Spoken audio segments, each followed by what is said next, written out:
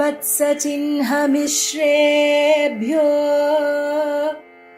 नम उक्तिमधीमहे यदुक्तयस्त्रयी कण्ठे यान्ति मङ्गलसूत्रताम् श्रीवत्सचिह्नमिश्रेभ्यो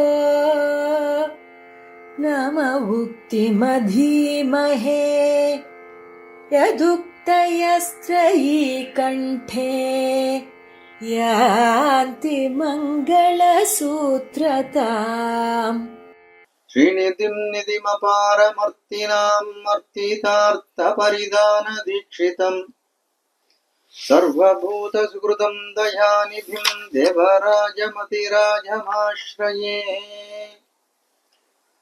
आकारत्रयसम्पन्नाम् अरविन्दनिवासिनीम् अशेषजगदीशित्रीं वन्दे वरदवल्लभाम् श्रीवत्सचिह्नमिश्रेभ्यो नम मुक्तिमधीमहे यदुक्तयस्त्रयी कण्ठे यान्ति मङ्गलसूत्रताम् श्रीवत्सवंशाम्बुधिपूर्णचन्द्रम् श्रीरङ्गनाथार्यतनूजरत्नम् तत्पादयुग्माम्बुजभृङ्गराजम् अण्णङ्गराचार्यमहं प्रपद्ये. ஸ்ரீமத் வேதமார்க்க பிரதிஷ்டாபனாச்சாரிய உபய வேதாந்தாச்சாரியராய் ஸ்ரீமத் பரமஹம்ச பரிவிராஜகாச்சாரியராய் எழுந்தருளி இருக்கும் எதிகிரி எதிராஜ ஜீயர் சுவாமியினுடைய திருவடி தாமரைகளிலே முதற்கண்ணடியனுடைய சவினயமான பிரணாமங்களை தெரிவித்துக் கொள்கிறேன்.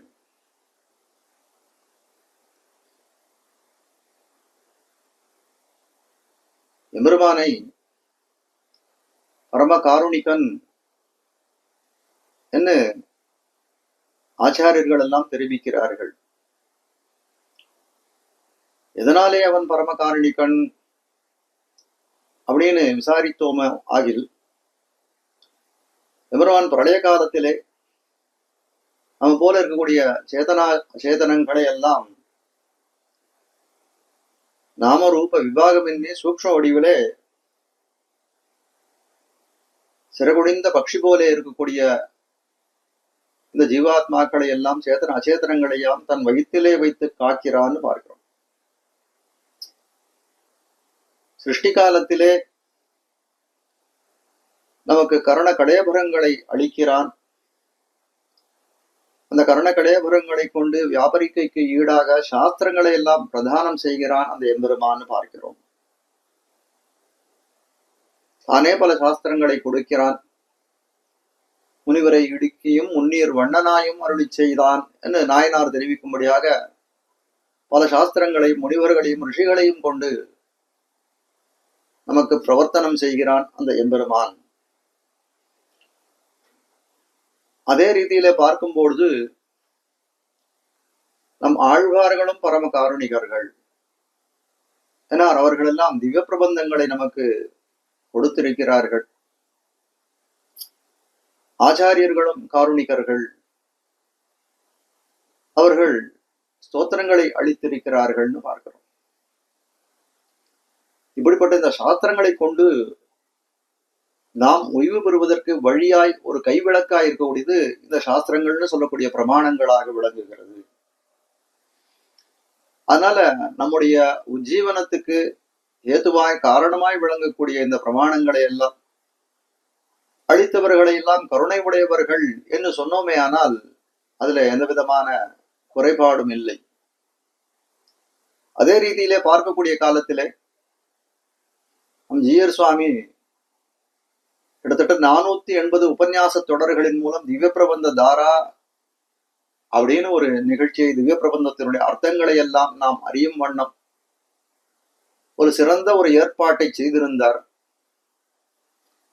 அது முடித்ததை தற்பொழுது ஸ்தோத்திரதாரான்னு பூர்வாச்சாரிய ஸ்தோத்திரங்களுடைய அர்த்தங்களை எல்லாம் நாம் அறியும் வண்ணம் ஒரு மகோன்னதமான ஏற்பாட்டை செய்திருக்கிறார் நம் ஜீயர் சுவாமி. அப்படி பார்க்கக்கூடிய காலத்திலே நம் ஜீயர் சுவாமியும் பரம காருணிகர் என்னால் தட்டில்லை என்னே சொல்லிவிடலாம். அப்படிப்பட்ட அந்த ஜீயர் சுவாமியினுடைய திருவடி தாமரைகளை உசாத்துணையாக கொண்டு இன்றைக்கு அனுபவத்திற்கு விஷயமாக இருக்கக்கூடியது கூரத்தாழ்வான் அருளி செய்த பஞ்சஸ்தவத்திலே சுந்தரபாகுஸ்தவத்தினுடைய அனுபவத்தை 5 பாசுரங்களின் மூலம் காண்போம். ஜீயர் சுவாமி நமக்கிட்ட நியமனம் சுந்தரபாகுஸ்தவத்திலே 11வது ஸ்லோகம் தொடங்கி 15வது ஸ்லோகம் பர்யந்தம் இன்று அனுபவிக்க பிராப்தம். இந்த சுந்தரபாகுஸ்தவம் அல்லது பஞ்சஸ்தவம் அப்படின்னு பார்த்தோமே ஆனால் இந்த பஞ்சஸ்தவத்தை ஆழ்வான் அருளி செய்வதற்கு ஒரு காரணம் உண்டு. குரத்தாழ்வான் கிருமிகண்ட சோழன் என்று சொல்லக்கூடிய ஒரு சோழராஜனுடைய ஒரு உபத்திரவத்தினாலே தன்னுடைய கண் பார்வையை இழந்தார். ராமானுசருக்கும் அந்த காலத்திலே பிராண ஆபத்து இருந்ததினாலே சுவாமி மேல்நாடுன்னு சொல்லக்கூடிய திருநாராயணபுரத்திலே எழுந்தருளி இருந்தார். சோழராஜன் சபையிலே கண்ணிழந்து வந்த குரத்தாழ்வானுக்கு ஸ்ரீரங்கத்திலே ராமானுஜரை பிரிந்து வாழும்படியான ஒரு நிலை ஏற்பட்டது. அதனால ஸ்ரீரங்கத்திலே வசிக்க முடியாது போய்விட்டது குரத்தாழ்வானுக்கு. அதனால் திருமாலிருஞ்சோலையை நோக்கி ஆழ்வான் பயணம் செய்தார். அப்படி போகக்கூடிய காலத்திலே ராமானுஜரை பிரிந்த ஸ்லோகத்தை அந்த கிளேசத்தை ஆற்றும் வண்ணம் ஸ்ரீவைகுண்டஸ்தவம் அதிமானுஷஸ்தவம் போன்ற ஸ்தவங்களை எல்லாம் அருளி செய்தார். அதன் மூலம் எம்பெருமானுடைய ஸ்வரூப ரூப குண விபூதிகளை எல்லாம் அனுபவித்து தன் கிளேசத்தை சிறிதளவு ஆற்றிக்கொண்டார்னு தான் சொல்லணும். திருமாலிருஞ்சோலை மலையை அடைந்தார். அங்கு அழகரை சேவித்து சுந்தரபாகுஸ்தவம்னு சொல்லக்கூடிய ஒரு அற்புதமான இந்த ஸ்தோத்திர கிரந்தத்தை ஸ்துதி கிரந்தத்தை விண்ணப்பம் செய்தார் கூரத்தாழ்வான். அவர் முன்னே பார்க்கிறோம். காஞ்சி சுவாமி தெரிவிக்கிறார் தன்னுடைய சுந்தரபாகுஸ்தவ உரையிலே, சுந்தரபாகுஸ்தவம்னு சொல்லக்கூடியது சப்த காம்பீரியத்தாலும் அர்த்தபுஷ்டியாலும் ஒப்புயர்வற்றதாய் விளங்குகின்றது. ஸ்ருதி இதிகாச புராணங்களிலும் திவ்ய பிரபந்தங்களிலும் ரொம்ப பரிச்சயம் பண்ணி சிறபரிச்சயம் பண்ணி அறிய வேண்டிய அரும்பெரும் பொருள்களை எல்லாம் இதிலே ஸ்லோகம் தோறும் அறிய கிடக்கும்படி இருக்கிறது. ரொம்ப அனாயாசமா நமக்கு அரிதாக அறியக்கூடிய பொருள்களை எல்லாம் ரொம்ப அனாயாசமாக நமக்கு அளிக்கிறார் இந்த சுந்தரபாகுஸ்தவத்தின் மூலம் என்று காட்டக்கூடியதா இருக்கிறது. இப்படி பஞ்சஸ்தவம் இயற்றியதன் பலன் என்ன அப்படின்னு கேட்டால், இந்த சுந்தரபாகுஸ்தவம் ஏற்றின குறிப்பா இந்த சுந்தரபாகுஸ்தவம் ஏற்றினது பலம் என்ன அப்படின்னு கேட்டால், இதை நிகமிக்கக்கூடிய அந்த சந்தர்ப்பத்திலே முடிவிலே ஆழ்வான் தெரிவிக்கிறார், வித்யாபனம் வனகிரீஸ்வர சத்யரூபாம் என்று தொடங்கி 4 ஸ்லோகங்களின் மூலம் சில விண்ணப்பங்களை எம்பெருமான் திறத்திலே பிரார்த்தனைகளை தெரிவிக்கிறார். ஆழ்வான் இழந்து போனது என்ன அப்படின்னு கேட்டால், ஸ்ரீரங்கவாசத்தை இழந்தான்னு கீழே தெரிவித்தேன். ஸ்ரீரங்கவாசத்தினுடைய இழந்ததனுடைய அந்த வருத்தம் பொறுக்க மாட்டாமை இந்த ஸ்தவமாக பரிணமித்ததுன்னு அதிலிருந்து தெரிந்து கொள்ளலாம். திருவரங்கம் பெரிய கோயிலே பிரார்த்தனை வைக்கிறார். திருவரங்கம் பெரிய கோயிலே அசத்துக்களை எல்லாம் ஒழித்து சத்துக்களை எல்லாம் குடியேற பண்ணி எம்பெருமானாருடைய திருவடி நடுலே அடியன் பண்டு போலே வாழும்படி கடாட்சி தருள வேணும்ன்ற ஒரு பிரார்த்தனையை திருமாலிருஞ்சோலை அழகர் திருவடி வாரத்திலே வைக்கிறார். அழகர் அந்த அந்த பிரார்த்தனையோடு இந்த ஸ்தவமானது நிகமிக்கப்படுகிறது. அதை அழகரும் தலை கட்டி இருக்கிறார் தானே பார்க்கிறோம். ஆழ்வானுடைய நிஷ்டை எப்படி இருக்கிறது அப்படின்னு கேட்டால், ஸ்ரீவஜன பூஷணத்துடைய பொருளை தெரிவிக்கும்படியாக விளங்கக்கூடிய உபதேசரத்தின் மாலை பாசுரம், ஆச்சாரியன் செய்த உபகாரமானது தூய்தாக நெஞ்சு தன்னில் தோன்றுமே, தேசாந்தரத்தில் இருக்க மனம்தான் பொருந்த மாட்டாது இருத்தல் இனி ஏதறியோம் யாம் என்று சொல்லும்படியாய் ஆழ்வானுடைய நிலை இருந்தது. ஆச்சாரியனான ராமானுஜரை பிரிந்தார். அவ்விடத்துல இருக்கவே முடியல. அவரால் மனம்தான் பொருந்த மாட்டாது இருத்தல் இனி ஏதறியோம் யாம், எப்படி நாம் இருப்போம் அப்படின்ற திசைக்கு ஆழ்வான் தள்ளப்பட்டார். பகவத் விஷய அனுபவங்களை கொண்டு எம்பெருமானார் திரும்பி வர கால பரியந்தம் தன்னுடைய ஜீவனத்தை தள்ளினார்னு தான் சொல்லக்கூடியதா இருக்கிறது. இப்படி எபெருமானாருடைய சேர்த்தியையே ஒரு பிரார்த்தனையாக தெரிவித்து இந்த ஆழ்வான் இந்த ஸ்தவத்தை தலை கட்டி இருக்கிறான்னு பார்க்கிறோம். ஆழ்வான் அருளி செய்த பஞ்சஸ்தவமும் எப்படி இருக்கிறதுன்னா, வேதமாகிற மாதின் கழுத்திலே ஒரு மங்களசூத்திரம் போல விளங்குகின்றதுன்னு காட்டுகிறார்கள் பட்டர் அருளி செய்த தனியன் மூலமாக. வேத பாக்கியர்கள், வேத குதிருஷ்டிகள்னு ரெண்டு விதமான எதிரிகள், விரோதிகள் வேதத்துக்கு உண்டு. வேத பாக்கியர்களா இருக்கக்கூடியவர்கள் வேதத்துக்கு முரணாக இந்த ஜெகத்துக்கு நாயகனே கிடையாதுன்னு நிரீஸ்வர வாதத்தை செய்கிறார்கள். வேத குதிருஷ்டிகளாய் இருக்கக்கூடியவர்கள் தேவதாந்திரங்களெல்லாம் சிவனே இதுக்கு நாயகன், பிரம்மனே இந்த உலகத்துக்கு நாயகன், அக்னியே இந்த உலகத்துக்கு நாயகன் என்று சொல்லும்படியாய் அபார்த்தங்களை தெரிவித்து வருகிறார்கள். குறத்தாழ்வான் அருளி செய்த பஞ்சஸ்தவங்கள் எப்படி இருக்கிறது அப்படின்னு கேட்டால், இந்த வேதத்துக்கு அபார்த்தம் சொல்லக்கூடியது, வேதத்தை மறுப்பது, இவர்களுக்கெல்லாம் கண்டனம் தெரிவிப்பதை போலே அமைந்திருக்கக்கூடிய இந்த பஞ்சஸ்தவம்னு காட்டுகிறார்கள். அவ கோரத்தாழ்வான் செய்ததுதான் என்ன பஞ்சஸ்தவத்தின் மூலம் அப்படின்னு பார்த்தோமானால், இந்த உலகத்துக்கு நாயகன் யார் என்று தெரிவிக்கக்கூடியதா இருக்கிறது, நிஷ்கர்ஷம் பண்ணக்கூடியதா இருக்கிறது. குறத்தாழ்வான் தெரிவிக்கிறார் பஞ்சஸ்தவத்தின் மூலமே தலை அறுப்புண்டவனும் நாயகன் அல்லன், தலை அறுத்தவனும் நாயகன் அல்லன், இந்த உலகத்துக்கு நாயகனே கிடையாதுன்னு தவறான வாதம். இந்த உலகத்துக்கு ஒரு நாயகன் உண்டு, அவன் ஒருவனே, அவன் ஸ்ரீமன் நாராயணன் என்று தன்னுடைய ஸ்ரீசூக்திகளாலே ஆழ்வான் ரொம்ப அழகாக நிர்தாரணம் பண்ணி இருக்கிறார். அப்படி பார்க்கக்கூடிய காலத்திலே வேதமாகிற மாதுவுக்கு ஆழ்வானுடைய இந்த பஞ்சஸ்தவம்னு சொல்லக்கூடிய ஸ்துதி கிரந்தங்கள் எல்லாம் ஒரு மங்கள சூத்திரம் போல விளங்குகிறதுன்னு காட்டுகிறார்கள். அப்படிப்பட்ட இந்த சுந்தரபாகு ஸ்தவத்திலே 11வது ஸ்லோகத்தை முன்னம் அனுபவிப்போம்.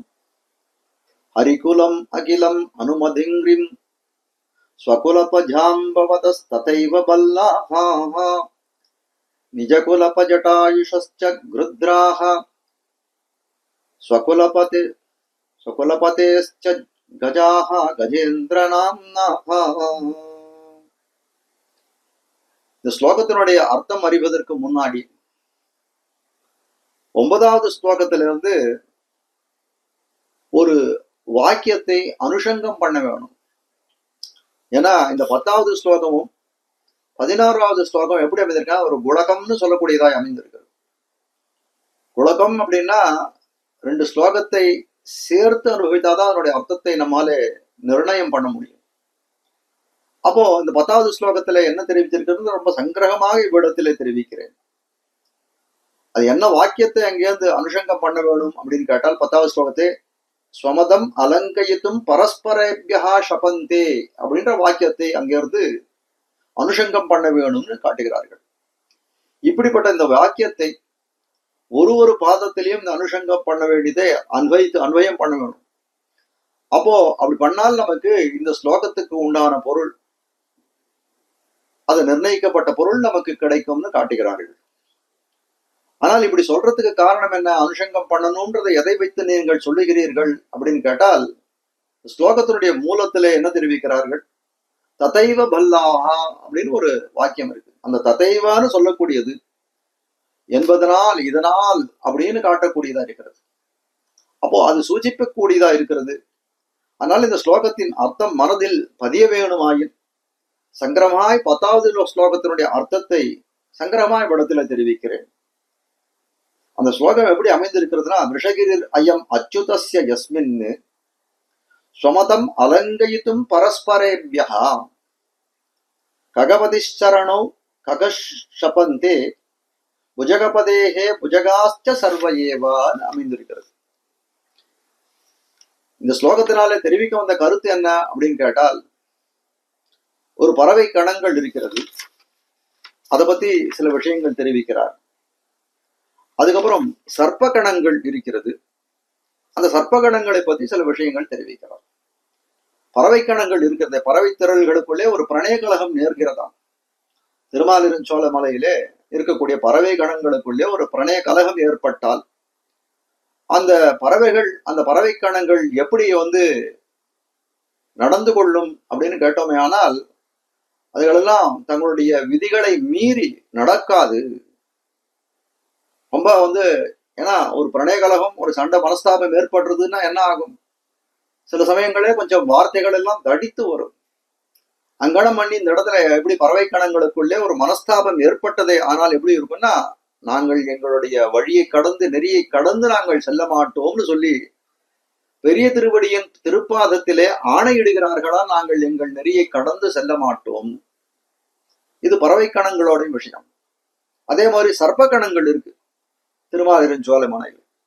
அந்த சர்ப்ப கணங்களுக்குள்ளே ஒரு பிரணயகலகம் ஒரு மனஸ்தாபம் ஏற்பட்டதே ஆனால் இல்ல நாங்க நெறிய கடந்து அந்த விதமான சண்டையிலும் இறங்க மாட்டோம் அப்படின்னு சொல்லி அவர்கள் கூட்டத்திற்கு தலைவனா இருக்கக்கூடிய திருவனந்தாழ்வானுடைய திருவடிகளிலே ஆணை இடுகிறார்கள் காட்டக்கூடியதா இருக்கிறது. இப்படிப்பட்ட இந்த நிகழ்வானது எங்கு நடக்கிறதுனா திருமாலிருஞ்சோலை மலையிலே நிகழ்கிறதுன்னு ஆழ்வார் 10வது ஸ்லோகத்தாலே அருளி செய்திருக்கிறார். அவ சகல பக்ஷி வர்க்கமும் எப்படி இருக்கு அப்படின்னு கேட்டால், தாத்தமாக்கு அந்த பக்ஷி வர்க்கத்துக்கு இருக்கக்கூடிய பிரதிஜாதமான அம்சம் இதுதான், நம்ம பிரதிஜை தான் நமக்கு சங்கல்பம் அப்படின்னு ஒரு நியமிச்சு கொண்டிருக்கிறது. அப்படிப்பட்ட அந்த நியமனத்தை அதிக்கிரமியாமல் நடவாது இருக்க வேணும். அதுக்கு எப்படி பண்ணணும் அப்படின்னா, ஒரு சத்திய பிரமாணம் எடுப்பதை போலே பக்ஷிராஜன் திருவடிகளிலே அவர்கள் ஆணையிட்டு செல்கிறது, நாங்கள் அதிக்கிரமியாமல் இருப்போம் அப்படின்னு சொல்லக்கூடியதா இருக்கு. அதே போல சர்ப்பஜாதிகளும் என்ன பண்றது, சுவாமிமத சித்திக்காக ஆதிசேஷனுடைய திருவடிவாரத்திலே ஆணையிடுகின்றன கொள்ளக்கூடியதா இருக்கிறது. அப்படிப்பட்ட இந்த திருமாலிருஞ்சோலை மலை ஆனது எப்படி இருக்குன்னா, அடியவர்களை இன்னும் நழுவ விடாத அச்சுதனான அழகானுடையதுன்னு காட்டக்கூடியதா இருக்கிறது. இப்ப 11வது ஸ்லோகத்துல எப்படி இருக்கு அப்படின்னு கேட்டால், 11வது ஸ்லோகத்திலும் இதே ரீதியிலே குரங்கு, கருடி, கழுகு, யானை கூட்டம்னு சொல்லக்கூடிய இந்த விலங்கினங்கள் எல்லாம் தம் தம் தலைவர்கள் பாதத்தின் மீது ஆணையிடுகின்றன ஒரு நிகழ்வை காட்டுகிறார் புறத்தாழ்வான் இந்த 11வது ஸ்லோகத்திலே. ஹரிகுலம் அகிலம் ஹனுமதங்கிரிம் ஸ்வமதம் அலங்கயித்தும் பரஸ்பரேப்யஹ ஷபந்தே. கீழே தெரிவித்தேன், ஸ்வமதம் அலங்கயித்தும் பரஸ்பரேப்யஹ ஷபந்தேன்றது கீழ்பாசுரத்திலிருந்து நம்ம அனுஷங்கம் பண்ண. இந்த பாசுரத்துல காட்டக்கூடிய வாக்கியம் என்ன அப்படின்னு கேட்டால், முதல் ஹரிகுலம் அகிலம் அனுமதங்கிரிம். திருமலையிலே, அதாவது திருமாலிருஞ்சோலை மலையிலே வானர வர்க்கங்கள்லாம் இருக்கிறது.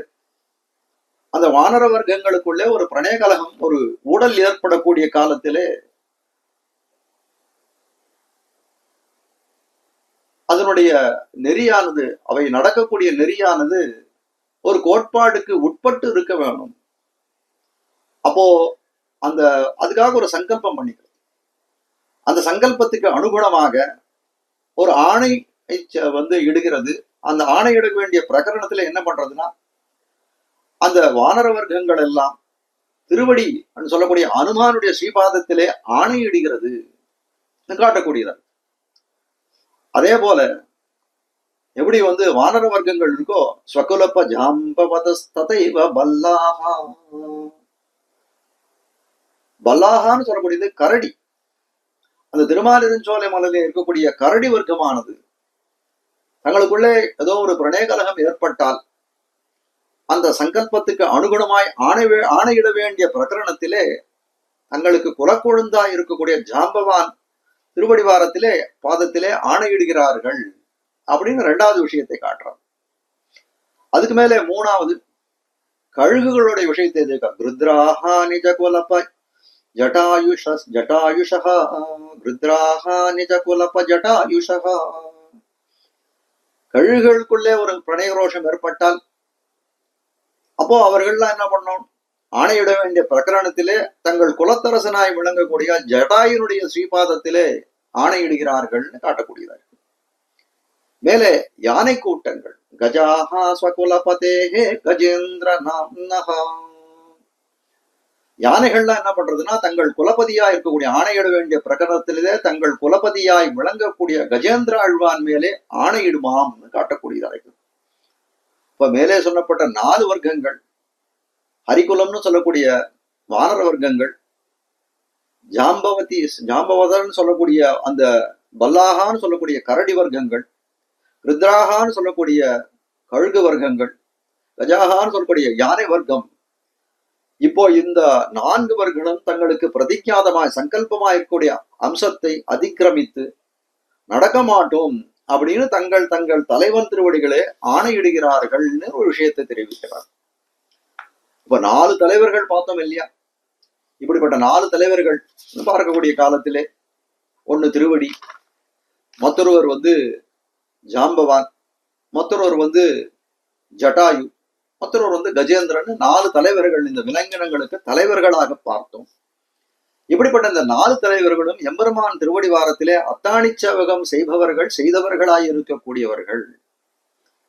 குரங்குகள்லாம் ஆணையிடுறது தங்கள் குலத்தரசனாய் அனுமானை சொல்லி ஆணையிடுகிறதுன்னு பார்த்தோம். அனுமான போய் அந்த தலைவனாக ஆணையிட வேண்டும். ஹனுமான் என்ன குரக்கரசனா அப்படின்னு கேட்டால், வாலி குரக்கரசனா இருந்தால் அவன் மாண்டு போனான். அவனுக்கு பின்னாடி சுக்ரீவன், அவனுடைய தம்பியான சுக்ரீவன் குரக்கரசனானான். அப்போ குரக்கரசனா இருக்கக்கூடிய சுக்ரீவன் தலை மேலே ஆணையிடாமல் அனுமான் மேலே ஆணையிடுவானேன் அப்படின்னு ஒரு கேள்வி அந்த இடத்திலே வருகிறது. சீதா பிராட்டி சில சமாதானங்கள் மேல தெரிவிக்கிறார்கள். சீதா பிராட்டியை அசோக வணிகையிலே சந்திக்கக்கூடிய காலத்திலே அனுமானானவன் தன்னை பத்தி சொல்லக்கூடிய காலத்திலே சீதா பிராட்டி கேட்கிறார், உங்களுக்கும் குரங்கு வர்க்கத்தினாய் இருக்கக்கூடிய உங்களுக்கும் இக்ஷ்வாகு வம்சத்திலே வந்தவனான சக்கரவர்த்தி திருமகனுக்கும் எப்படி ஒரு ஸ்நேகம் ஏற்பட்டதுன்னு கேட்டார். அப்படி கேட்கக்கூடிய காலத்திலே அனுமான் அவன் பதில் சொல்கிறான். அதுக்கு என்ன பதில் சொல்றது? எம்பெருமானுடைய ஒரு அனுகிரகம்னு தான் சொல்லணும். ஒண்ணு பார்த்தோமே, ஆனால் இப்போ நான் தூதாக வந்திருக்கிறேன். ராமனுக்கு அணுக்கனா இருக்கக்கூடியவன், அகம் சர்வம் கரிஷ்யாமின்னு எம்பெருமானுடைய கைக்கரியத்துக்காக வந்தவன் லக்ஷ்மணன் இவ்விடத்திலே தூது வந்திருக்கலாம்.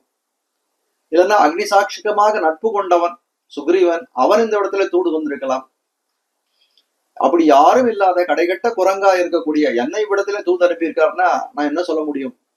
இந்த இடத்துல நோக்க வேண்டிய விஷயம் என்னன்னா, தன்னை கடைகட்ட குரங்காக அந்த இடத்துல அனுமான் சொல்லிக் கொள்கிறான்.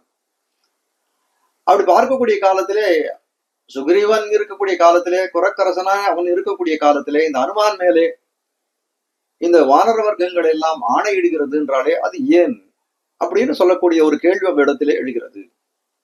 அனுமான்னு சொன்னால் நமக்கெல்லாம் ஞாபகம் வரக்கூடியது அவருடைய வீரம், அவருடைய வினயம், இதெல்லாம் தானே நமக்கு ஞாபகம் வரக்கூடியதா இருக்கிறது. அனுமான் பண்ணாத கைக்கரியம் தான் ஒண்ணு உண்டோ அப்படின்னு சொல்லிடலாம். ஹனுமான் ராமாயண கதை சொல்லி சீதையனுடைய உயிரை மீட்டான் அசோகவனத்திலே. அந்தி கிராமத்தில் இருக்கக்கூடிய காலத்திலே அதே ராமாயண கதையை சொல்லி பரதனுடைய உயிரை மீட்டான்னு பார்க்கிறோம். அன்னு சராசரங்களை வைகுந்தத்தேத்தி அடலரவ பகையேறி அசுரர் தம்மை வெந்துன்னு பொற்பா முதலா புல்லெரும்பாதி ஒன்னுண்ணிய நற்பால் அயோத்தியில் வாழும் சராசரம் முத்தமும் நற்பாலு குய்த்தனன் என்று சொல்லும்படியாய், தசவருஷ சகசிராணி தசவர்ஷ சதானிச்சான்னு சொல்லும்படியாய் 11,000 ஆண்டுகள் இந்த உலகத்திலே ராமன் ஆட்சி புரிந்து தன்னடை சோதிக்கு எழுந்துள்ளக்கூடிய காலத்திலே சராச்சரங்களை புல் பூண்டுகளை எல்லாம் அழைத்து சென்றானே வைகுந்தத்துக்கு. அப்படி இருக்கக்கூடிய காலத்திலே அனுமானையும் கேட்கிறான் ராமன். அனுமான் தேவரீர் அடியனோட பரவத்துக்கு எழுந்துள்ளதான் கேட்கக்கூடிய காலத்திலே ஸ்நேகோ மே பரமே ராஜன் பரமோ ராஜன் त्वयि நித்யம் பிரதிஷ்டிதா பக்திஷ்ச நியதா வீரா பவோ நான்யத்ர கச்சதி. ஹனுமான் சொன்ன வார்த்தை இதுதானே, பவோ நான் அந்யத்ர கச்சதி. பரவபதம்னு பேரு சொல்ல கூட விரும்பலவர். அந்யத்ர கச்சதி அவ்விடத்துல பரவத்துக்கு வந்தா நீர் சீதாராமனா இருப்பீரான்னு கேட்டா அப்படிலாம் இருக்க முடியாது. அங்க லட்சுமி நாராயணனா தான் இருப்பேன்.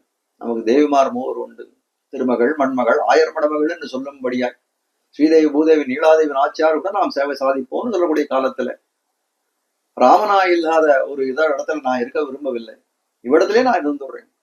எத்திர எத்திர ரகுநாத கீர்த்தனம் தத்திர தத்திர கிருதமஸ்த காஞ்சலிம் பாஷ்பவாரி பரிபூர்ண லோச்சனம் மாருதிம் நமத ராட்சசாந்தகம் என்று சொல்லும்படியாய் எந்தெந்த இடத்துல இந்த உலகத்துல ராமனுடைய நாமம் தகலாம சங்கீர்த்தனம் நடக்கிறதோ, ராமாயண கதைகள் பிரவச்சனம் பண்ணப்படுகிறதோ அவ்விடத்துல நான் கண்ணீரை சொரிந்து கொண்டே நான் இருந்து விடுவேன்னு போகாத இருந்தான்.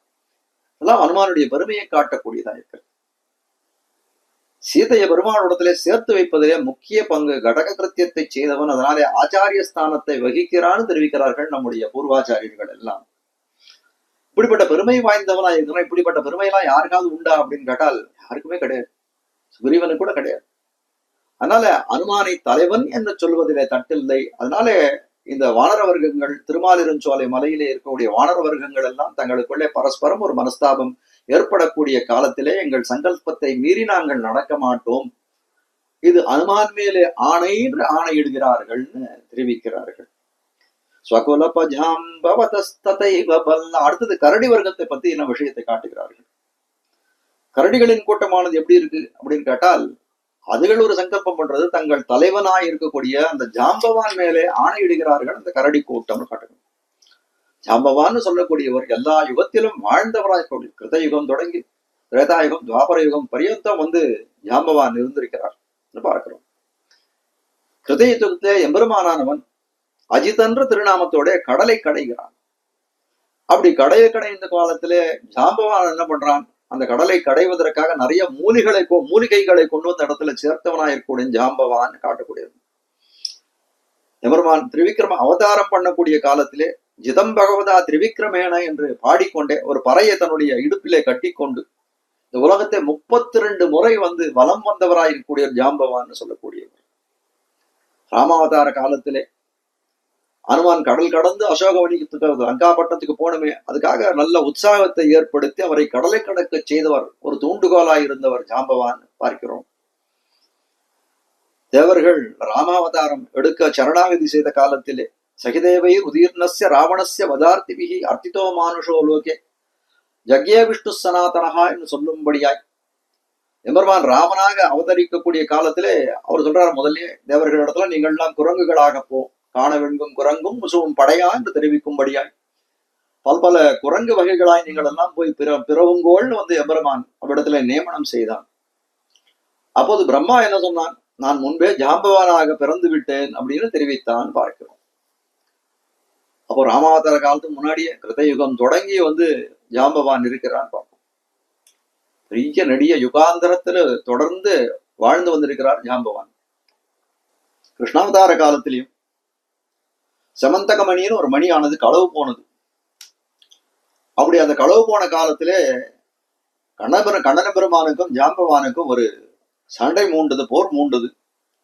ஆனால் இந்த சண்டை மூண்டக்கூடிய காலத்திலே ஜாம்பவான் கிருஷ்ணனை தாக்கணும்னு நினைக்கக்கூடிய காலத்திலே அவரால் தாக்க முடியல. ஏதோ ஒரு உள்ளுணர்வு அவரை தடுத்துட்டே இருக்கு.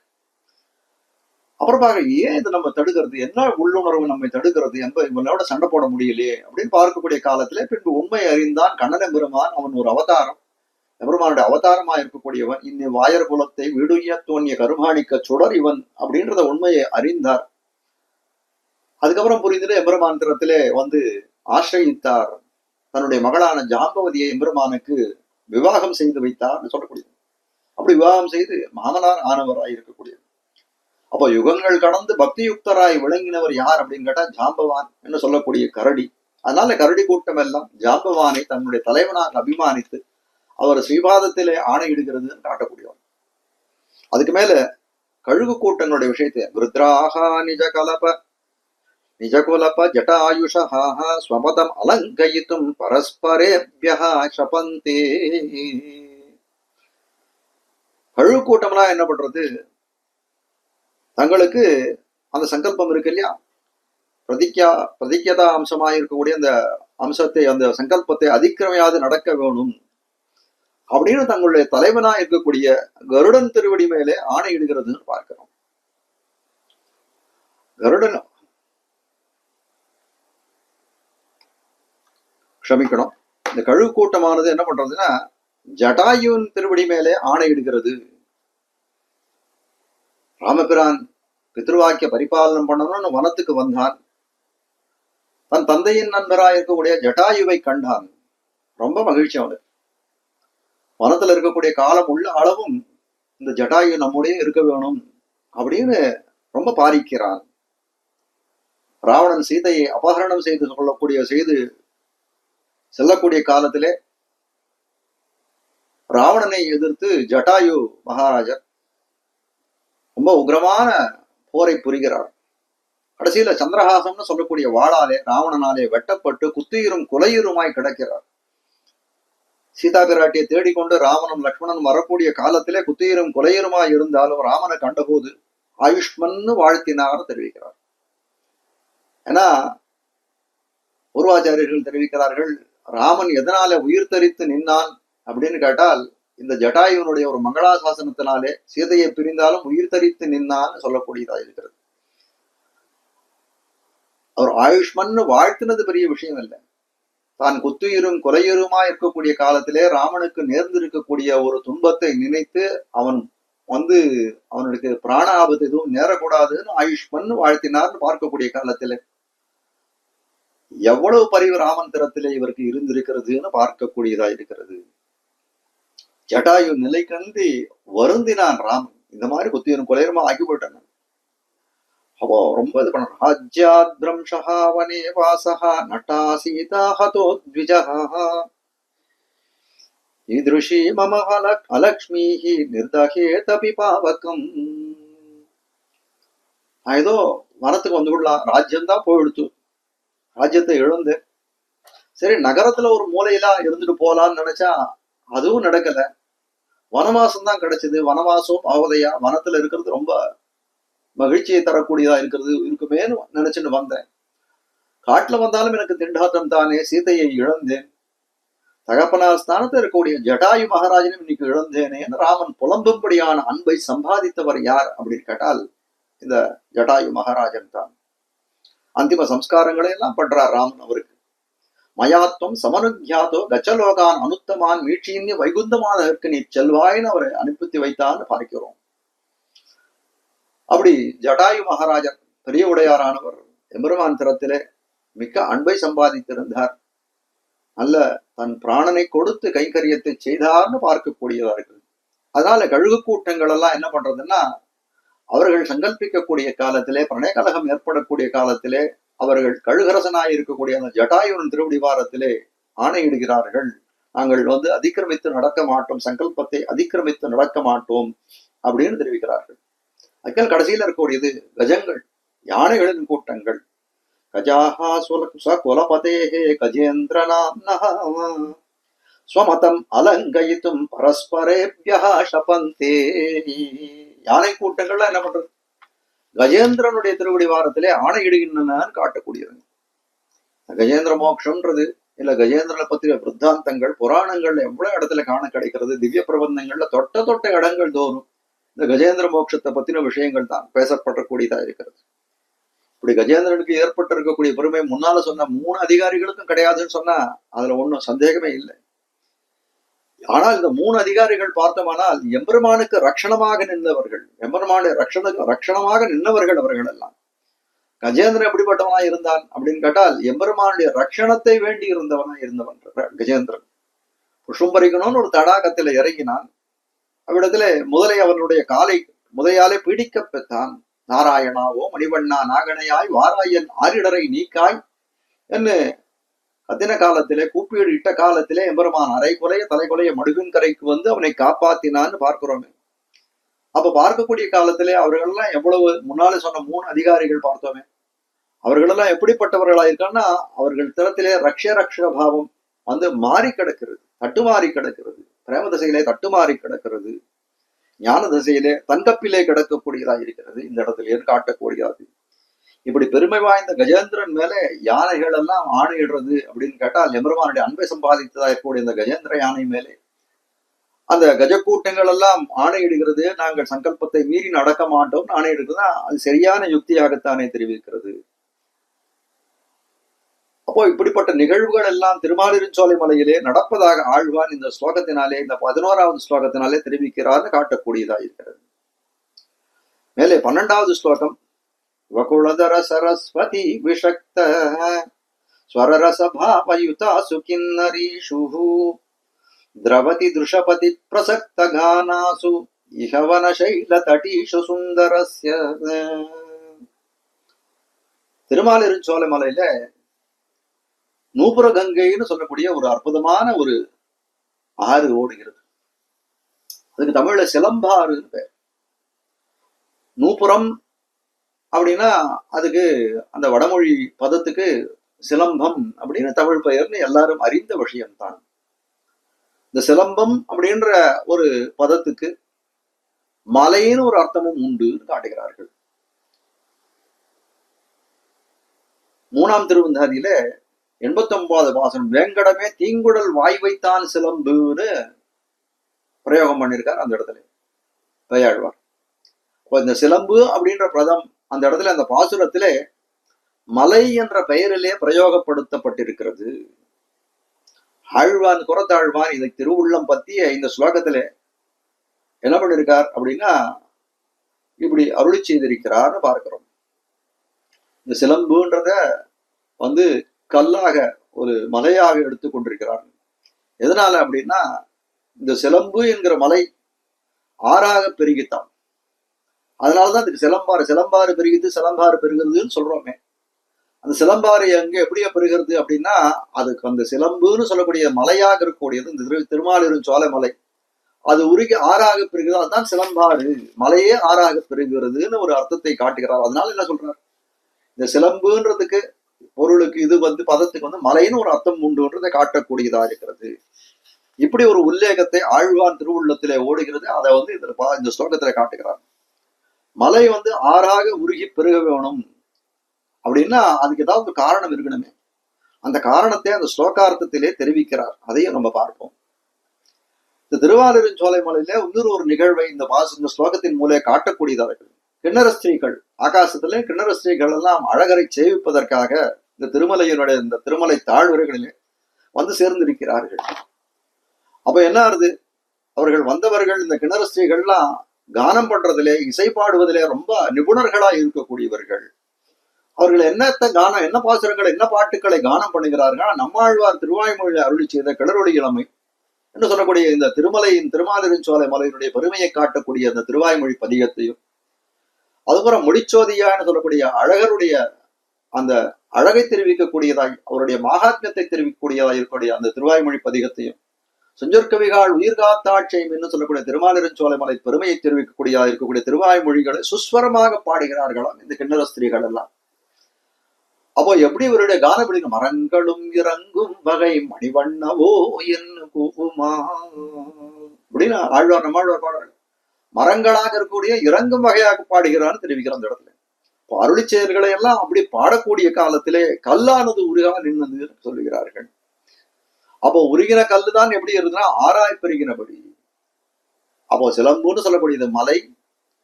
அந்த மலையில கிண்ணறஸ்திகள் அந்த மலை தாழ்வர்களில திருவாய்மொழியை கான ரூபத்தில இசைத்து பாடினார்கள். அந்த சிலம்பாகிய மலையானது உருகி தண்ணீராக ஓட ஆரம்பித்தது. அதனால இது சிலம்பு மலையா இருந்து சிலம்பு ஆறாய் விடுத்ததுன்னு காட்டுகிறார்கள். வகுளதர சரஸ்வதி விஷக்த அம்மாழ்வார சொல்லக்கூடிய காலத்துல மகிழ்மாலை மார்பினன்னு தெரிவிக்கிறார் இல்லையா. அதுதான் இந்த இடத்துல வகுளதர மகிழமாலையை அணிந்தவனாய் மார்பை உடையவனாய் மகிழமாலை அணிந்த மார்பை உடையவனாய் இருக்கக்கூடியவன் நம்மாழ்வார். மகிழ்மாலை மார்பினனாய் இருக்கக்கூடிய நம்மாழ்வார். அப்போ அவருடைய திருவாய்மொழி இந்த சரஸ்வதி விஷக்த அவருடைய வாக்கா இருக்கக்கூடிய சரஸ்வதினு வாக்கு நம்மாழ்வாருடைய வாக்கா இருக்கக்கூடியது அப்படின்னு கேட்டால் திருவாய்மொழி. அப்படிப்பட்ட திருவாய்மொழியில சம்பந்தப்பட்டிருக்கக்கூடியவர்கள் காட்டுகிறார். விஷக்த ஸ்வரரசபாவ யுதா சுகின்னரீஷு. அந்த கிணற மாதர்கள்லாம் வந்தாள். ஆகாசிலே அந்த கிணற மாதர்கள்லாம் எப்படி இருக்கிறார்கள் அப்படின்னு கேட்டா அந்த ஸ்திரீகள் எல்லாம் ஆழ்வார் திருவாய்மொழி இசை கூட்டி பாடுகிறார்கள். அப்படி பாடக்கூடிய காலத்திலே ஸ்வர ரச பாவம் இதெல்லாம் போகாத பாடுகிறார்கள். ஏன்னா அந்த என்ன சொல்றது, அந்த இசைக்கு அந்த ஸ்வரம் அந்த ரசம் அந்த பாவத்தை அறிந்து பாடும். அப்படி இல்லைன்னா அதுல உயிர்ப்பு இருக்காது இல்லையோ. அவர்கள் எப்படி பாடுறாங்க, அந்த ஸ்வரத்தினும் ரசத்தினுடையும் ஆழ்வார் அந்த பாவம்னு சொல்லக்கூடிய ஆழ்வாருடைய கருத்து, ஆழ்வாருடைய திருவுள்ளம் என்ன, அந்த பாசுரத்தை விண்ணப்பம் செய்யக்கூடிய காலத்தில் அந்த கருத்தையும் உட்கொண்டு பாடினார்கள். அப்ப என்ன ஆறுது, சுந்தர செய்வ வயச மனசையில தட்டீஷு எங்க பாடினார்கள், திருமாலிருஞ்சோலை மலை அழகருடைய அந்த திருமலை தாழ்வரைகளிலே அவர்கள் இந்த இசையை பாடுகிறார்கள். பிரசக்தகானா சுசதீஷு அப்படிப்பட்ட அருளி செயல்களை எல்லாம் பாடிக்கொண்டு இருக்கிறார்கள். அப்போ என்ன ஆறுதுனால திருஷதபி திரவதி, கல்லுமானது கல்லும் கரையா நின்னது காட்டுகிறார். அப்போ கல்லும் கரையா நின்னதுன்னா அந்த இடத்துல சிலம்புன்னு சொல்லக்கூடிய அந்த கல்லு மலை இருந்தது. கிணறு ஸ்திரீகள் ஆழ்வாருடைய திருவாய்மொழியை கான ரூபத்திலே பாடக்கூடிய காலத்திலே அந்த இனிமை, அந்த போக்கியத்துவத்துக்கு மயங்கி என்னார்தான் அந்த சிலம்புன்னு சொல்லக்கூடிய அந்த மலையானது அப்படியே பெருகி ஒரு ஜலமாக ஓடுகிறது, திரவ பதார்த்தமாக ஆயிடுத்து. அப்படி ஓடக்கூடிய அந்த ஆத்துக்கு பேர் என்னன்னா சிலம்பாறுன்னு சொல்லக்கூடியதா இருக்குது. திருவாய்மொழி பெருமையை காட்டக்கூடியதா இருக்கிறது இந்த ஸ்லோகம். உண்டோ வைகாசி விசாகத்து கொப்பொருநாள், உண்டோ சடகோ பற்கொப்பொருவர், உண்டோ திருவாய்மொழி கொப்பு. மணாள் உபதேசமாக இருக்கார். உண்டோ திருவாய்மொழி கொப்பு சொல்லக்கூடிய பக்தாமிருதம் விஸ்வஜனானுமோதனம் சர்வார்த்ததம் ஸ்ரீ சடகோபவாங்மயம் சகசிரசாகோபனிஷத் சமாகமம் நமாம்யகம் திராவிட வேத சாகரம். இப்படி பல பெருமைகளை உடைத்தா இருக்கக்கூடியது திருவாய்மொழி. அந்த திருவாய்மொழிய ஒரு இனிமையினாலே கல்லு உருகுமா அப்படின்னு கேட்டால் கண்டிப்பா உருகும் அப்படின்னு ஆழ்வான் தெரிவிக்கக்கூடியதா இருக்கிறது. மேலே 13வது ஸ்லோகம். பிருங்கீஹி காயதி அம்சதால நிவృతం தத் புஷ்ணாதி கோகிலாபிஹி உத்காயத்யத வல்லிதல்லஜ முகாத் ஆஷ்ரம் மதுஸ்யந்ததேஹே நிஷ்பந்தஸ்திமிதாஹ குரங்கத தயா சீதம் ஷிலாசைகதம் சாயான்யே கில யத்ர சுந்தர புஜஹ தஸ்மின் வனக்ஷ்மாதரே. சுந்தரத்தோடுடையான்னு சொல்லக்கூடிய இந்த எம்பெருமானுடைய திருமலையின் மாலை பொழுதிலே, இந்த திருமாலிருஞ்சோலை மலையிலே மாலை பொழுதிலே நடக்கக்கூடிய நிகழ்ச்சிகளை எல்லாம் கூறக்கூடிய ஸ்லோகமாய் அமைந்திருக்கிறது. ரொம்ப அற்புதமான ஸ்லோகம். அது தெரிவிக்கிற அம்சதால நிவృతాஹாம் யதா ததா பிருங்கி காயதி. பிருங்கின்னு சொல்லக்கூடியது பெண் வண்டா இருக்கக்கூடியது. அந்த பெண் வண்டானது பாடுகிறதாம். வண்டு முரல் மூலியம் அந்த ரீங்காரம், இந்த ரீங்காரத்தை இது பண்றார். பெண் வண்டானது காயதி பிருங்கி காயதி அப்படி பாடணும். அது எப்படி இருக்குன்னா ஒரு பாட்டு பாடுவது போல இருக்கு. அப்படி பாடணும்னா அதுக்கு ஏதாவது ஒரு தாளம் வேணுமே. அம்சாத்தால நிவృతం. அந்த பெண் வண்டானது பாடுறதே அதுக்கு தாளம் எங்கேயாவது கிடைக்கிறது அப்படின்னு கேட்டால் அந்த ஹம்ச பட்சிகளானது நடந்து போறதாம். நடந்து போகச்சு அது என்ன ஆகுது, அது ஒரு சப்தம் ஏற்படுறதே, அது தாளத்தை போடுறது. அதே தாளமாக கொண்டு இந்த பிருங்கின்னு சொல்லக்கூடிய பெண் வண்டானது எப்படி பண்றதுன்னா அந்த ரீங்காரத்தை செய்கிறது. அது பாட்டை போல இருக்கிறது. ஆனால் எப்படி பாடுறதுன்னா அந்த தாள லயத்துக்கு ஏற்ப ஹம்சதாள நிவృతం பிருங்கி காயதி. அப்போ அந்த தாளவானத்து லயத்துக்கு ஏற்ப ரொம்ப அடக்கத்தோட பாடுகிறதா அந்த பிருங்கின்னு சொல்லக்கூடிய பெண் வண்டானது. அம்சதாளம்னு சொல்லக்கூடியது பரத சாஸ்திரத்திலே சொல்லப்பட்டிருக்கிற ஒரு கம்பீரமான தாள வகைன்னு காட்டுகிறார்கள். வண்டின் ரீகாரம் எப்படி இருக்கு, சாதாரணமாக இல்லாத ரொம்ப ஸ்ருதி சுத்தமா இருக்காங்க வண்டு பாடுறது அந்த ரீகாரம். எதனால அப்படின்னா தாளத்தோட சேர்ந்து இருக்கு அப்படின்னு ஆழ்வானுடைய கருத்துன்னு காட்டக்கூடியது. கோகிலாபி தத் புஷ்ணாத் புஷ்ணதி சதி உத்காயதி. கோகிலாபி தத் புஷ்ணதி சதி உத்காயதி. இந்த வண்டினுடைய ரீங்காரம் எப்படி இருக்கு, ரொம்ப இனிமையா இருக்கு. அந்த ரீங்காரத்தை மேலும் வளர்ப்பதை போல மத்தொன்னு பாட ஆரம்பிச்சு கொடுத்தோம்.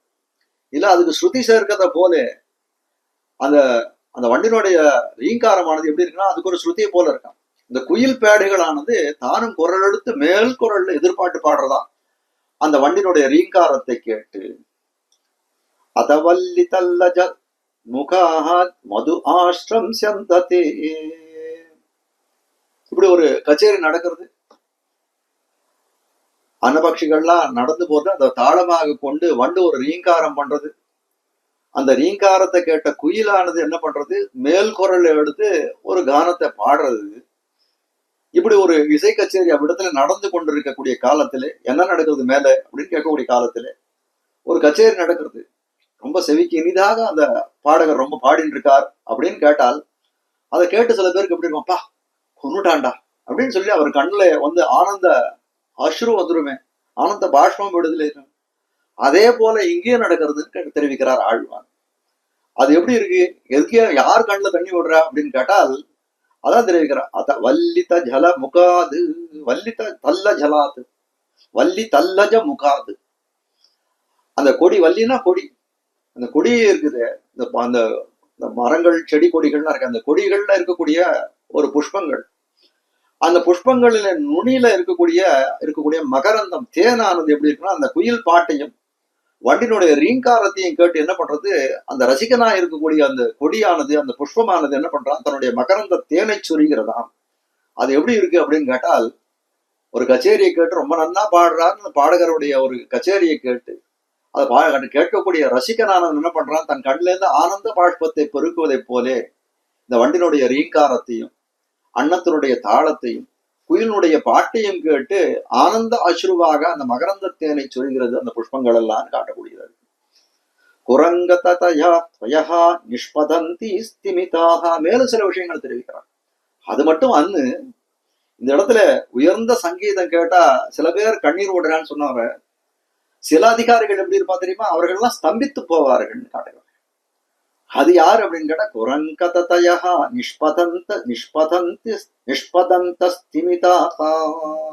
நிஷ்பந்தஸ்திமிதாக. குரங்கதானா மானை சொல்லக்கூடியதா இருக்கிறது.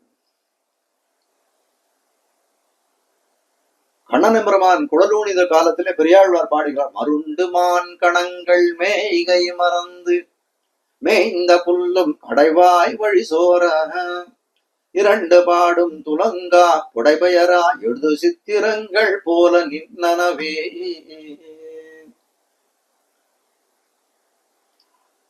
அனம்பெருமான் குடலை இசைக்கிறான். அப்படி இசைக்கக்கூடிய காலத்திலே மான் கணங்கள் எல்லாம் அந்த வேணுகானத்தை கேட்கிறது. மான்கள் எப்படி இயற்கையாவே எப்படி இருக்குன்னா, அதனுடைய கண்கள் எப்போ ஒரு மருண்டு போய் என்ன ஆபத்து வருமோன்னு இருக்கும். மருண்டு மான் கணங்கள் இந்த வேணுகானத்தை கேட்கக்கூடிய காலத்தை முதல்ல அதுக்கு ஒரு மருட்சி ஏற்படுறது. மேய்கை, ஆனா புல்ல மேய்ஞ்சின்னு இருக்கு. மேய்கை மறந்து, இந்த வேணுகானம் காதுல பட்ட உடனே அந்த மேயறத மறந்து போகுது. மேய்கை மறந்து மேய்ந்த புல்லும் கடைவாய் வழி சோரா, ஏதோ கொஞ்சம் புல்லு சாப்பிட்டு அது வாயில அப்படி கடிச்சு வச்சுட்டு இருக்கோம் இல்லையா. வேணுகானத்துல இதனால என்ன பண்றது, அதை கடிக்கணுன்றதே மறந்து போடுறது, உள்ளேயும் தள்ள முடியல வெளியும் தள்ள முடியல. ஆனா என்ன இருந்த புல்கள் எல்லாம் மேய்ந்த புல்லும் கடைவாய் வழி சோரா இரண்டு பாடும் துடுங்கா புடவையரா எழுது சித்திரங்கள், அப்படியே ஸ்தம்பித்து நிக்கிறது. அதை பார்த்தா எப்படி இருக்கு அப்படின்னு கேட்டால், ஒரு சித்திரத்தை எழுதினது போல இருக்குது. நிஜமான மான் இல்ல, ஒரு சித்திரம் ரவிவர்மா போன்ற ஒரு சிறந்த ஒரு ஆர்டிஸ்ட் வரைஞ்ச எப்படி இருக்கும் அந்த படம், அது போல ஒரு சித்திரத்தை போல இருக்கும். இரண்டு பாடும் எழுது சித்திரங்கள் போல நின்னனவே ஆழ்வன் தெரிவிக்கிறார். அதே போல குரங்கதயா நிஷ்பந்த ஸ்திமிதாக தெரிவிக்கிறார். மான்கள் எப்படி இருக்குன்னா, ஸ்தம்பித்து இருக்குன்னா கை கால்கள் எல்லாம் மான்களுக்கு அந்த இந்த கரச்சரணாதிகள் எல்லாம் அசைக்காது இருக்கு, இமைக்காது, கண்ணை இமைக்காத இருக்கக்கூடியதா இருக்கிறது தெரியும்.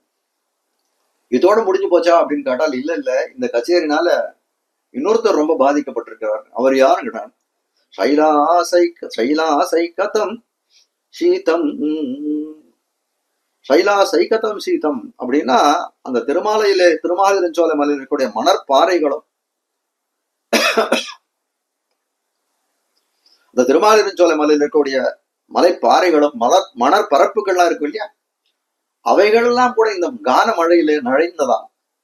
அதனால பரவசம் அடைந்தது, குளிர்ச்சி அடைந்து காணப்படக்கூடியதா இருக்கிறது. ஷிலாசைகதம் சீதம், குளிர்ச்சி அடைந்து காணப்படக்கூடியது.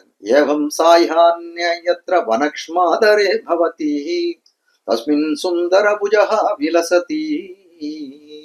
இப்படி சாயான்ன காலம், சாயங்கால மாலை பொழுதிலே இப்படி அந்த திருமாலிருஞ்சோலை மலையிலே ஒரு நிகழ்ச்சி நடக்கிறது. அந்த திருமலையில தான் சிந்தரத்தோளுடையான்னு சொல்லக்கூடிய அந்த ஏறு திருவுடையான் இருக்கிறான். அப்போ அப்படிப்பட்ட அந்த திருமலை மாலை பொழுதினுடைய நிகழ்வுகளை இங்கனம் வர்ணிக்கிறார் ஆழ்வார். ரொம்ப அழகாக வர்ணிச்சிருக்கிறார். வண்டுகளானது முரள்கிறது, எதை கொண்டு அப்படின்னு கேட்டால் அன்னத்தினுடைய நடையை தாளமாக கொண்டு. இந்த வண்டினுடைய ரீக்காரத்தை கேட்டு மேல குயில் பாடுகிறது.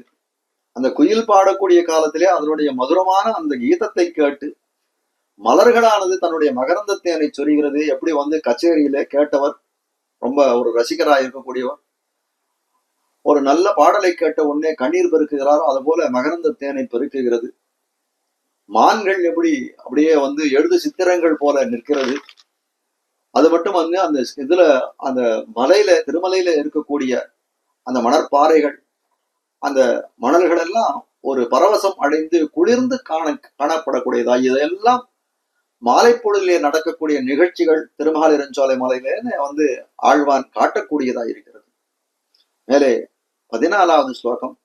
பீதாம்பரம் வரத சீதல திருஷ்டிபாதம் அஜானுலம்பிபுஜ ஆயத கர்ணபாஷம் ஸ்ரீமன் மகாவன வனகிரீந்திர நிவாச தீக்ஷம் லக்ஷ்மீதரம் கிமபி வஸ்து மமாவிரஸ்து. கீழே 13 ஸ்லோகங்கள் பார்த்தோம் இல்லையா? இந்த 13 ஸ்லோகங்களும் இந்த சுந்தரபாகுஸ்தவத்துக்கு ஒரு அவதாரிகையை போலே விளங்குகிறதுன்னு காட்டுகிறார்கள். ஒரு பிரவேசத்தை போல இருக்கிறது. ஏன்னா இந்த 13 ஸ்லோகங்களும் திருமலையினுடைய வளத்தை, அந்த பாகாத்மத்தை, அந்த பெருமையைத்தான் தெரிவித்தன. இந்த 14வது ஸ்லோகம் தொடங்கி அழகருடைய துதியை பாடுகிறார். அழகருடைய துதியிலே ஆழ்வான் இழிகிறார், அதிலே ஒருப்படுகிறார்னு காட்டக்கூடியதா இருக்கிறது. கிமபி வஸ்து மம ஆவிரஸ்து. அழகர் ஆழ்வான் தெரிவிக்கலாம்.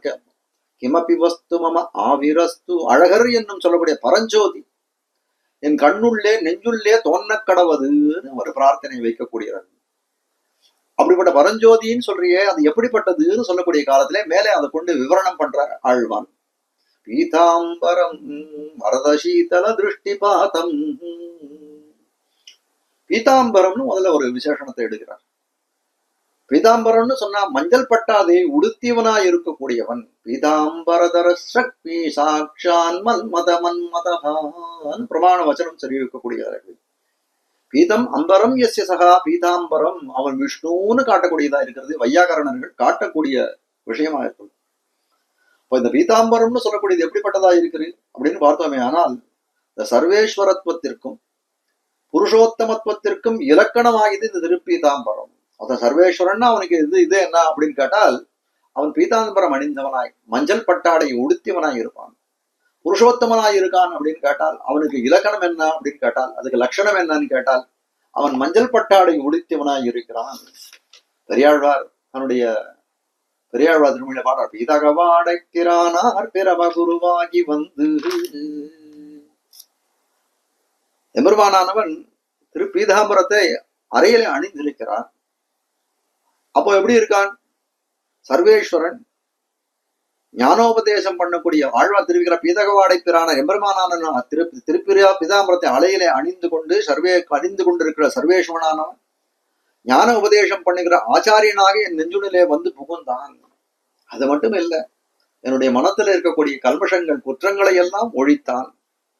அதனோட அவருக்கு திருப்தி பிறந்ததா அப்படின்னு கேட்டால் அதுலயும் அவனுக்கு பரியாப்தி பிறக்கவில்லை. அவன் என்ன பண்ணான்? அப்படிப்பட்ட எம்பெருமான் அவன் திருவடி இலச்சினையை எம்பெருமான் என் தலைமையிலே படும்படி அமைத்தான். அப்படிப்பட்ட ஒரு பரோகாரத்தை பண்ணினான். அதனால இந்த ஆத்மாவானது குறைவற்ற காப்பை அடைந்ததுன்னு பெரியாவது. பிதகவாடை பிரானார் பிரமகுருவாகி வந்து போதில் கமலவன் நெஞ்சம் புகுந்துமென் சென்னித்திடரில் பதவிலச்சினை வைத்தான் பண்டன் பட்டினன் காப்பே பீதாம்பரம் வரதசீதல திருஷ்டிபாதம். வரம் ததாதி இது வரதகான்னு தெரிவிப்பார்கள்.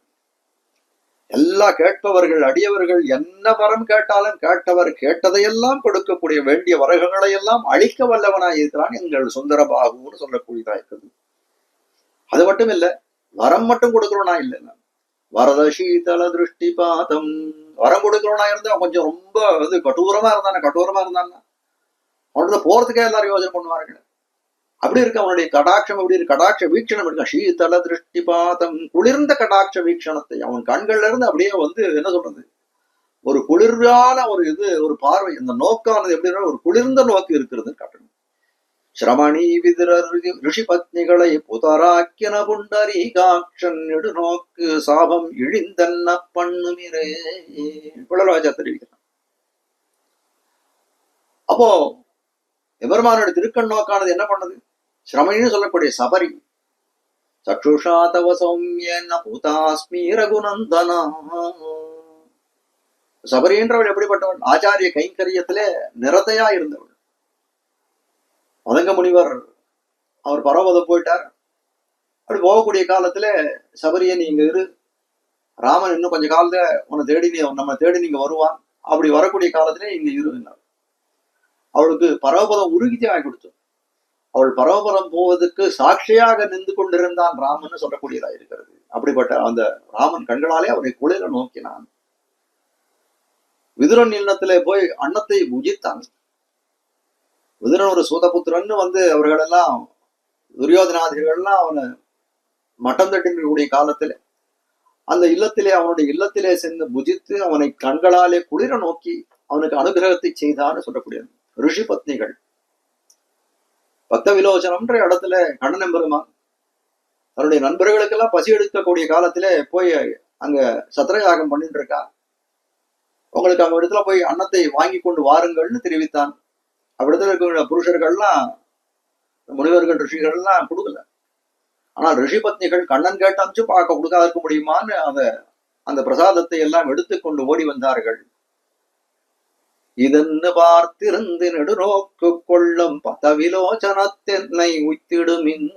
அப்படி அந்த ரிஷிபத்னிகளை தன்னுடைய கண்களாலே குளிர கடாட்சித்து அவர்களுக்கு அனுகிரகத்தை செய்தான்னு சொல்லப்படுகிறார். ஸ்ரீதாம்பரம் பரதசீதள திருஷ்டிபாதம் ஆஜானு லம்பி புஜம்.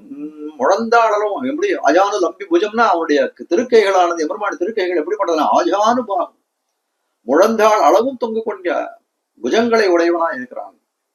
ஸ்ரீராகவன் ராமன் சொல்லக்கூடிய காலத்துல அது 8 அடி ஒசரம் இருந்தான்னு வால்மீகி பகவான் தெரிவிக்கிறார். 96 அங்குலம், 12 to 96 ஒரு அங்குலம்னா 96, 8 அடி 96 அங்குலம் காட்டுறார்கள். அப்படி காட்டக்கூடிய காலத்துல எப்படி இருக்கு அவனுடைய புஜங்கள்?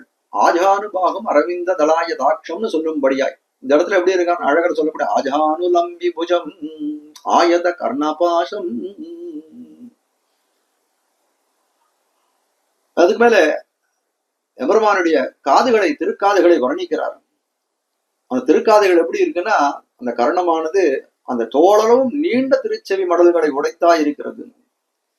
கரியவாகி புடை பறந்து மிளிர்ந்து செவ்வரியோடி நீண்ட அப்பெரியவாய கண்கள் என்னை பேதமை செய்தனவே. அமரநாதிகரான தெரிவிக்கிறார். எம்பெருமானுடைய காது காப்பு எவ்வளவு தூரம் இருக்கு அப்படின்னு கேட்டால் அத கண்ணானது எப்படி இருக்கு, க்ஷமிக்கணும், அந்த காது காப்பானது எவ்வளவு தூரம் இருக்குன்னா தோளளவும் நீண்டு இருக்கக்கூடிய திருச்செவி மடல்களை உடைத்தாய் இருக்கிறதுன்னு காட்டுகிறார்கள். ஸ்ரீமன் மகாவன கிரீந்திர நிவாச தீட்சை மேல தெரிவிக்கிறார். இப்படிப்பட்ட பெருமைகளை எல்லாம் அவையோ சோபையெல்லாம் படைத்தவனாய் இருக்கக்கூடிய எங்கள் சுந்தரபாகு அவன் எங்கே இருக்கிறான் அப்படின்னு கேட்டா ஸ்ரீமன் மகாவன கிரீந்திர நிவாச தீட்சம், செல்வம் மிக்கதா இருக்கக்கூடிய திருமாலிருஞ்சோலை மலையிலே எப்படிப்பட்டவனா இருக்கான்? நிவாச தீட்சம், இந்த திருமாலிருஞ்சோலையை மட்டும் விட்டு பிரிய மாட்டேன்னு அப்படி அங்க நித்தியவாசம் செய்வதே விரதமாக கொண்டவனா இருக்கிறான். திருமாலிருஞ்சோலை மலை என்னேன் என்ன திருமால் வந்து என் நெஞ்சு நிறைய புகுந்தான் ஆழ்வார் பாடுறார்.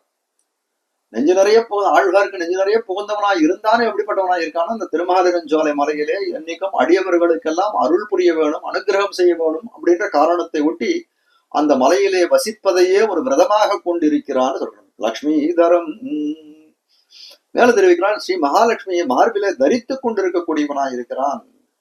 அப்படிப்பட்ட அந்த எம்பெருமானானவன் இப்படிப்பட்ட அவயவ சோபை உடையவனாய் இருக்கக்கூடியவன் அந்த எம்பெருமான் என் கண்ணுள்ளும் நெஞ்சுள்ளும் நீங்கா நிற்கட்டும் ஆழ்வான் இந்த பாசுரத்தின் மூலம் இந்த ஸ்லோகத்தின் மூலம் தெரிவிக்கிறான்னு பார்க்கிறோம். மேலே 15வது ஸ்லோகம். ஜனி ஜீவனாப்யய விமுக்தயோ யதஜகத் யதோ ஜகதாமிதி ஸ்ருதி சிரஸ்து கீயதே ததிதம் சமஸ்த துரிதைக பேஷஜம் வனசைல சம்பவம் அஹம் பஜே மஹஹ.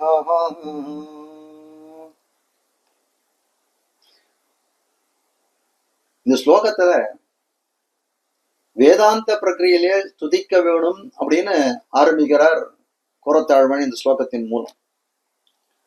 யதோ வா இமானி பூதானி ஜாயந்தே ஏன ஜாதானி ஜீவந்தி யத் பிரயன் அபிஷம் விஷந்தி தத் பிரம்மான் உபனிஷத்து தைத்திரிய உபனிஷத்து ஓடுறது இல்லையா, அதே ஒரு இதுவாக கொண்டு இந்த ஸ்லோகத்தினுடைய அர்த்தத்தை காட்டியிருக்கிறார்.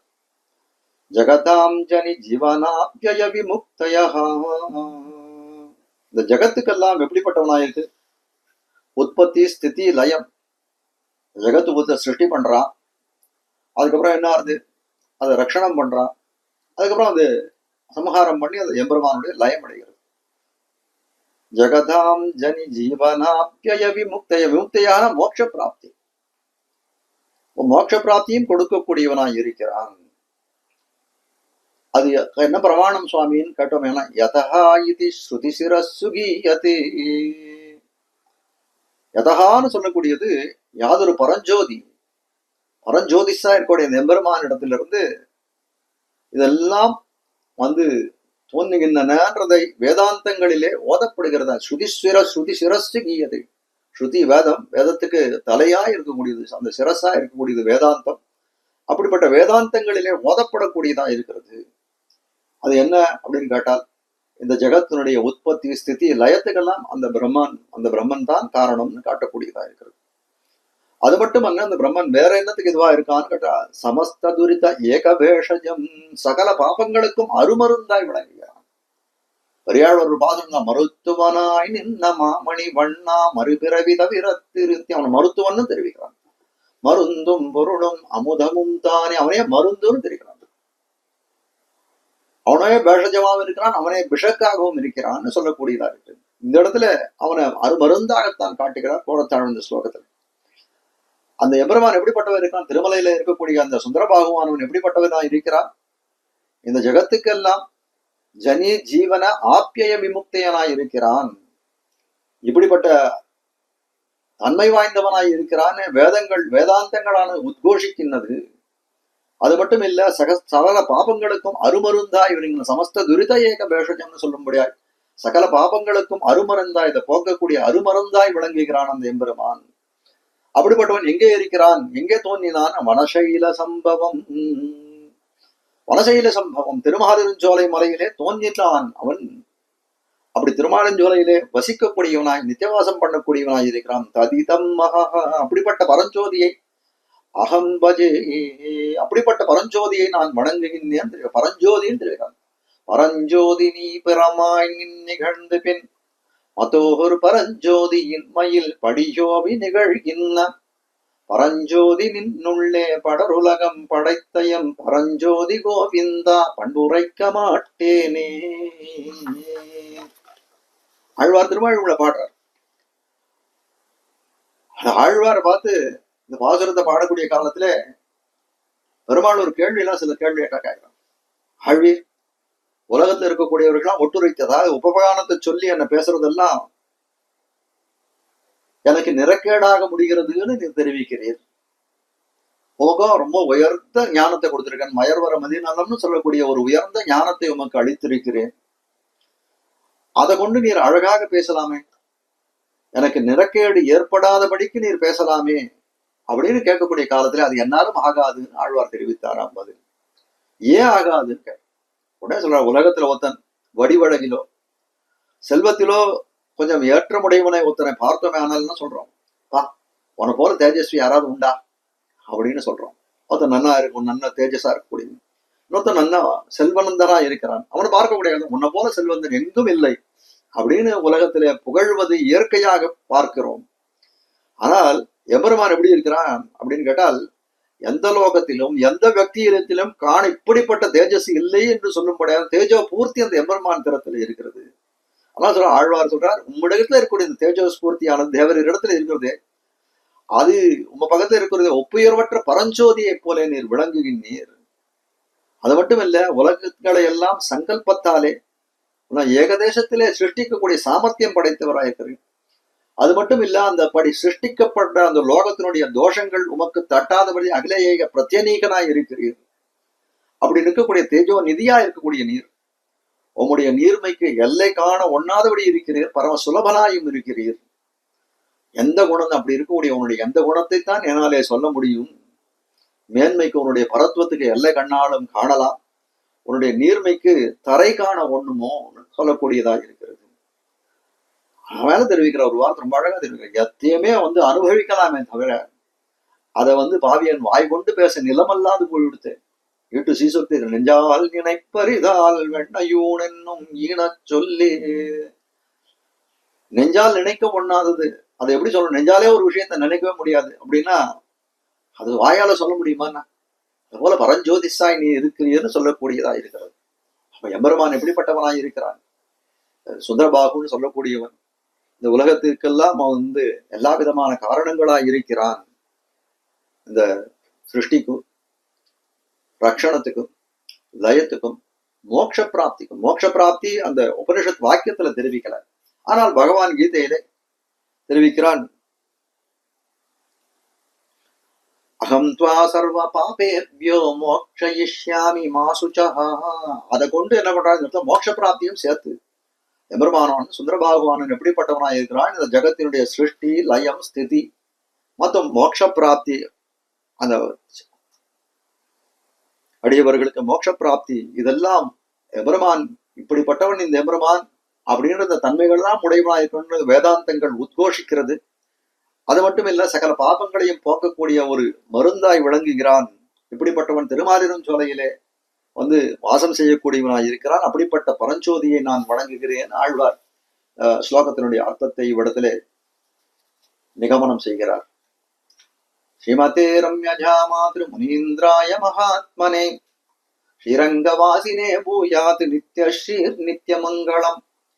மங்களம் குருவர்யாய மங்களம் குணசிந்தவே வாதிபீதிகரார்யாய நித்யஸ்ரீர் நித்யமங்களம். ஸ்ரீமத் சுந்தர ஜாமாத்ரு முனிபாதாப்ஜ சேவினே அண்ணங்கரார்ய வர்யாய நித்யஸ்ரீர் நித்யமங்களம். லோகாः சமஸ்தாः சுகினோ பவந்து சமஸ்த சன்மங்களானி சந்து. தழை நல்ல இன்பம் தலைப்பெய்தெங்கும் தழைக்கவே. ஆழ்வார் எம்பெருமானார் ஜியர் திருவடிகளே சரணம். பற்பமெனத்திகள் பைங்கழலும் தன் பல்லவமே விரலும்.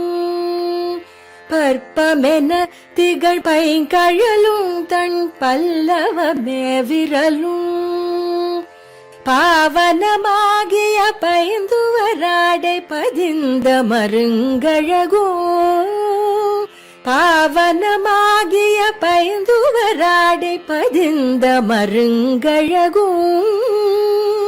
முப்புரி நூலோடு முன்கையில் ஏந்திய முக்கோல் தன்னழகும்.